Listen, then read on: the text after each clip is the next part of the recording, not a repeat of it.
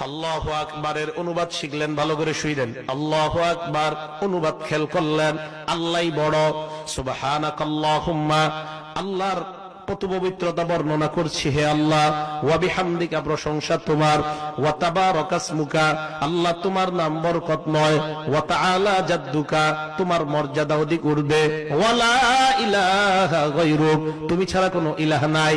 পড়লেন আর অনুবাদ খেয়াল করলেন। ইবলিস ধোঁকা দিতে, আয়েশা ধোঁকা দিতে পারে নাই।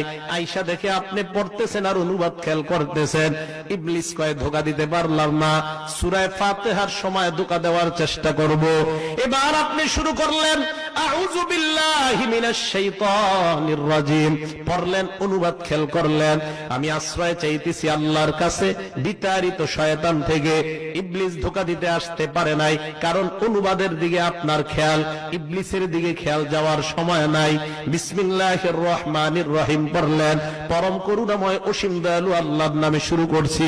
ইবলিস ধোঁকা দেওয়ার চেষ্টা করতে পারে নাই, কারণ ওই সময় অনুবাদের দিকে আপনার খেয়াল।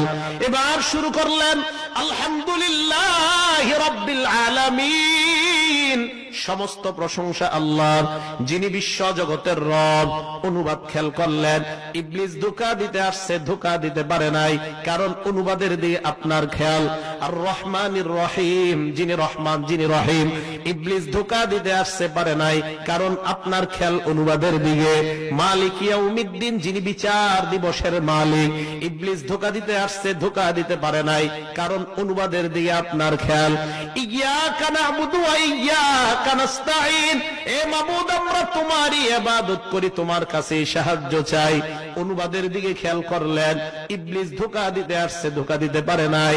ইহদিনাস সিরাতাল মুস্তাকিম, আল্লাহ তুমি সরল পথের রাস্তা দেখাও। ইবলিস ধোঁকা দিতে আসছে, পারে নাই, কারণ আপনার খেয়াল অনুবাদের দিকে। সিরাতাল্লাযীনা আন'আমতা আলাইহিম, যাদেরকে নিয়ামত দিছো তাদের রাস্তা দেখাও। ইবলিস ধোঁকা দিতে পারে নাই, কারণ আপনার খেয়ালটা অনুবাদের দিকে। গায়রিল মাগদুবি আলাইহিম, যারা ইহুদি নয়, ওয়ালাদ-দাল্লিন, যারা খ্রিস্টান না। এ মাবুদ, ইহুদিদের রাস্তা আর খ্রিস্টানের রাস্তা আমাদেরকে দেখাও না। ইবলিস ধোঁকা দিতে আসছে, ধোঁকা দিতে পারে নাই, কারণ আপনার খেয়াল অনুবাদের দিকে। এই প্রার্থনা করার পর এবার আপনি বললেন আমিন। আমিন শব্দের অর্থের দিকে খেয়াল করলেন। আমিন অর্থ হলো আল্লাহ তুমি কবুল করো। আল্লাহর নবী কয়, যেই মাত্র তুমি আমিন বললা, তোমার সাথে ফেরেশতারাও আমিন বলে। তোমার আমিন আর ফেরেশতার আমিন যদি একসাথে হয়ে যায়, তোমার জিন্দেগীর পিছনের সব গুনাহ আল্লাহ মাফ করে দেয়। আচ্ছা বলেন তো, এই যে আপনাদেরকে বললাম এতক্ষণ, একটা ধ্যান চলে আসছেন আপনাদের? ঠিক নামাজে যখন এইভাবে পড়বেন, আপনার ধ্যান এদিকে থাকবে, ইবলিস ধোঁকা দিতে পারবে না। এইভাবে